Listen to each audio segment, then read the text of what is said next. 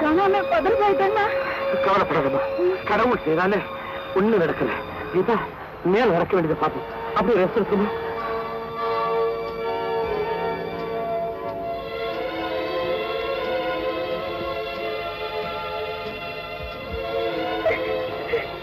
அழாதம்மா, நடந்தது நடந்து போச்சு.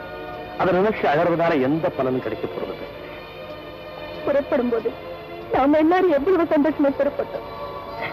வழியில் இப்படி ஒரு கொடுமை நடக்கும்னு நான் நினைச்சு கூட பார்க்கலங்க. அந்த கொடுமையிலையும் கடவுள் நமக்கு ஒரு நன்மையத்தாம செய்திருக்கான். இல்லாத போனா திக்கு தெரியாத இந்த காட்டுல இந்த பிள்ளையாட்ட வந்து நம்ம எல்லாம் காப்பாத்திருப்பானா?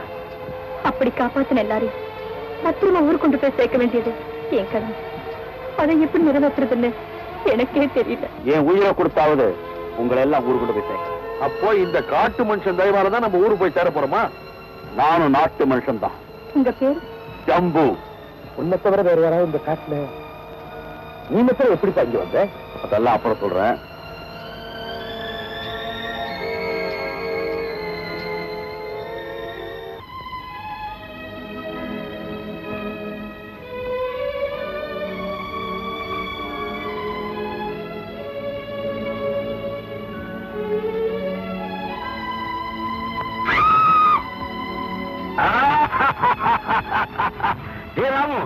நம்ம எதிர்பார்த்த நேரம் வந்தாச்சு.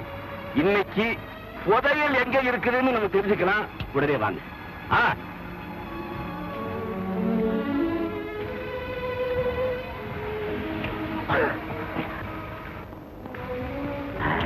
ஜம்பு வரலாம். கீதா, கோயிலுக்கு போறேன் தினமும் நான் சொல்லிட்டு போறேனே, அந்த கோயில் இதுதான். நீ பெட்டிக்குள்ள பார்த்த எங்க அப்பாவுடைய சடலம் தான் நான் வணங்குற தெய்வம். என்ன, உங்க அப்பாவோட சடலமா? ஆமா, பல வருஷங்களுக்கு முன்ன சரித்திர பிரசித்தி பெற்ற புதையலை கண்டுபிடிக்கிறதுக்காக அரசாங்கம் எங்க அப்பாவையும் அவருக்கு உதவியா சில பேரையும் இந்த தீவுக்கு அனுப்பி வச்சது. அப்ப சின்ன பையனா இருந்த நானும் அவர் கூட இங்க வந்தேன். எவ்வளவோ கஷ்டத்துக்கு பிறகு நாங்க இந்த புதையலை கண்டுபிடிச்சோம். ஆனா எங்க அப்பாவுக்கு உதவியா இருந்தவங்க துரோகிகளா மாறி என்னையே எங்க அப்பாவை கொன்னுட்டு அந்த புதையலை அடையறதுக்காக திட்டம் போட்டாங்க. எங்க அப்பா அதை முழு மூச்சோட எதிர்த்து நின்னார். அதனுடைய விளைவு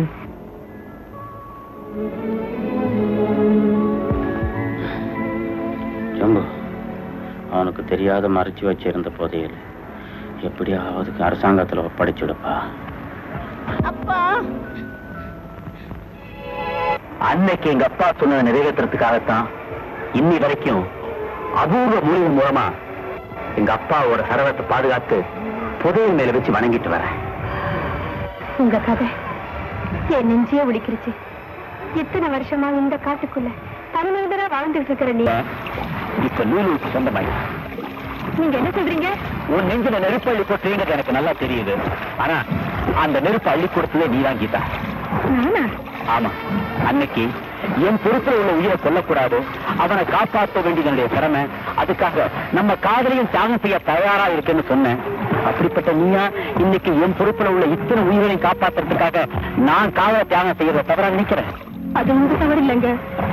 பச்சை குழந்தை இருந்த உங்களுக்கு ஆண் பெண் உறவுலாம் என்னன்னு சொல்லி கொடுத்தேன் பாருங்க. அது ஏன் தவறு? தவறு இல்ல, நீ எனக்கு செஞ்ச நன்மை. உன்னதமான கடமையை நிறைவேற்றுறதுக்காகத்தான் நான் லூலுவை கல்யாணம் செய்துக்கிட்டேன். இல்லைன்னா அந்த காட்டுத்திலிருந்து யாருமே தப்பி இருக்க முடியாது. உன் லட்சியமும் செதஞ்சு சின்னாபின்னமா இருக்கும்.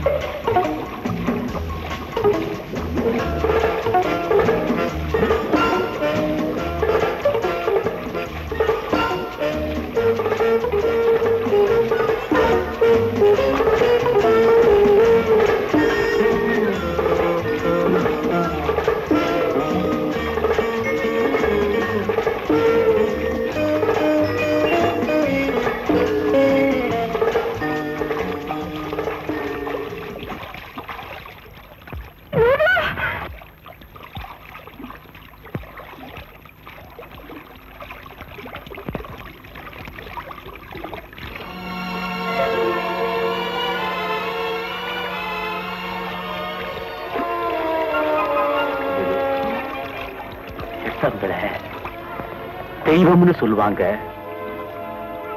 உயிரை தியாகம் செய்து மற்றவங்களை காப்பாற்றின நீ தெய்வத்தின் தெய்வம்மா, தெய்வத்தின் தெய்வம்.